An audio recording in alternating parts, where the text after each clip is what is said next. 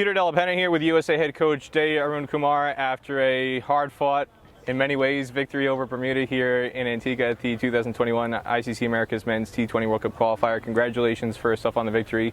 Thanks, Peter. For anybody who was watching the stream, it was one of the liveliest matches I think anybody will witness, associate or full member. For you personally, how would you evaluate how the match unfolded? I mean, it was an emotional moment. Boys had lost to Bermuda earlier, and to come back strong, and we have 3 wins now out of 3 games. I'm completely focused on winning this series, and it's a fantastic moment for us, for USA Cricket. Fantastic moment for USA Cricket to get the victory over Bermuda and get the revenge. Like you said, that 2019 memory is still strong in a lot of the players' minds, and that clearly showed on the field. It was very intense, is one way to put it. There's a lot of words that can be used to describe what happened out on the field. From your perspective, who was the instigator? I don't know about the instigator because, in all honesty, we were so involved in watching the game and the proceedings of the game, and it's not about who instigated or how it started. Really, from my angle, I couldn't see much. But yeah, both the teams took it a little too far, and it shouldn't happen in the game of cricket. And I've addressed this with the team, and we still need to have a word about it. But all in all, it's a fantastic victory, and really focused on that. From your perspective, again, I know you're watching from the boundary, but how do you think it could have been handled differently? I mean, it's an emotional game. I mean, I played this game for many years, and there are times when you really want to win. And the focus shifts away and the emotions come in play. But yeah, we had already spoken about keeping our calm, and we need to focus on our job, which is winning. And a lot of teams will compete really fiercely with us, but we need to carry ourselves with dignity, and we've addressed that, and we still need to have a word about it. But all in all, it's a fantastic victory, and I'm really excited for the team. I couldn't hear what was said verbally on the field, if anything was said verbally. But in terms of gestures and actions, Xavier Marshall running basically all the way from the boundary at mid-off to come to the crease to get into the area of the Bermuda openers, and then there was a sequence or sequences with Ali Khan, and there was some physical contact between Ali Khan and the Bermuda players at one point later in the chase. You mentioned the word dignity. What specifically have you said to those 2 players and anybody else who was involved in events on the field in terms of how they should handle things going forward? No, we're just out of the victory. We need to still get together as a team and talk about it. As of now, we're all excited about the victory, and we'll definitely address this later on in the evening.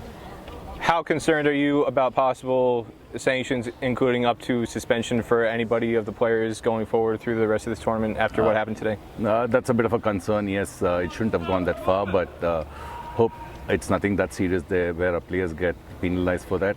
And it was from both the sides flaring up, so I think I'm just hoping it'll settle down peacefully. In terms of the actual batting and bowling action, where your team succeeded to go to 3-0, the power play was a huge sequence in the match to start off after winning the toss. The way that Stephen Taylor and Monarch Patel approached it, from your perspective, did you feel that was the key sequence or key moment in the match that put you in position to win, or is there some other sequence in the match that you felt was a key reason why you came out on top today? That's one of the main reasons. We've always believed that we need to give a positive start, so the players who are sitting outside, the batsmen who are going in, also feel good about the situation. And we had planned this, that we'll play positive cricket, come what may, but first play this couple of overs, and then 3, 4, 5, 6 go after the bowlers if it's in the slot, but holding your shape, that's most important. And we did that, and that was a very key moment. We got off good starts, but we could have been a little smarter about it. The last over was 6th, we lost Steven, and then the last over of the left-arm spinner, we lost 2 wickets. That's Aaron and Dutchy, Iain Holland. So we need to be smarter about and more calculative about who's bowling and how many overs left, and those little things. We'll be addressing that very soon. One more moment about the first innings before going to the second. Again, the power play was excellent. On the flip side, the last 5 overs were kind of not quite disastrous, but certainly not ideal. Yes. From the platform you had. How would you evaluate those last 5 overs? We could have got, we would have been happy getting 200 runs, but 170 was not a bad total. Yes, the last 5 overs, we wanted a main batter to be there in center, batting along with the lower order batsman, but yes, things didn't go the way we actually wanted. But even if we had got about 70, 80 in the first 10, I'm thinking about it like that. The last 10 we've got 100, so it's 170. Either way, 170 was a good competitive score, and yeah, we can get better than finishing well, and we'll be working on that. We'll have a talk about it. In terms of the bowling strategy, one thing that stood out today, the use of Ali Khan, not as a new ball bowler, did not bowl, I don't think, at all on the power play, definitely not with the new ball at least, whereas in T20 franchise cricket, that's been his strong point, bowling with the new ball. What was the reasoning behind and having it be successful, the use of him shifting down to be a first or second change bowler and having Rusty Turan and Saurav bowl with the new ball? That was a game plan because Saurav and Rusty hit good areas consistently, and we thought that Saurav getting the ball in and Rusty getting the ball out initially and getting that extra bit of bounce would be helpful on this wicket. And we knew Ali Khan's sheer pace would, without much swing, he would be a good middle and depth bowler for us because his Yorkers are really penetrative and his slower balls are excellent. So we thought we'll strategically use him maybe in the 6th over in the power play and then a little bit later on and keep a couple in depth. So it worked out pretty well for us. 4 overs, 12 runs for a wicket. And I think he did really well under all the pressure.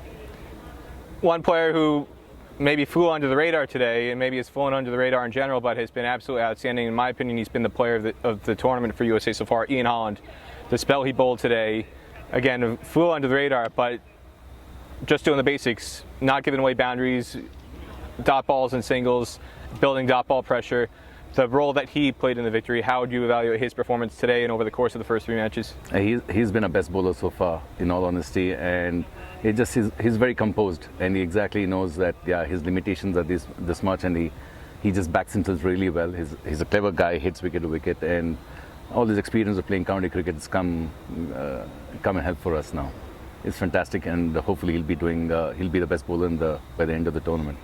Anything else you want to say about today's performance heading into the off day ahead of your next match? Yeah, we are pretty focused to win all 6, and we don't want to be complacent at this stage, and we want to make winning a habit. So boys will have a good break tomorrow, but yes, we'll come back hard against Canada. USA head coach J Arunkumar, thank you again and congratulations on the victory. Thanks, Peter.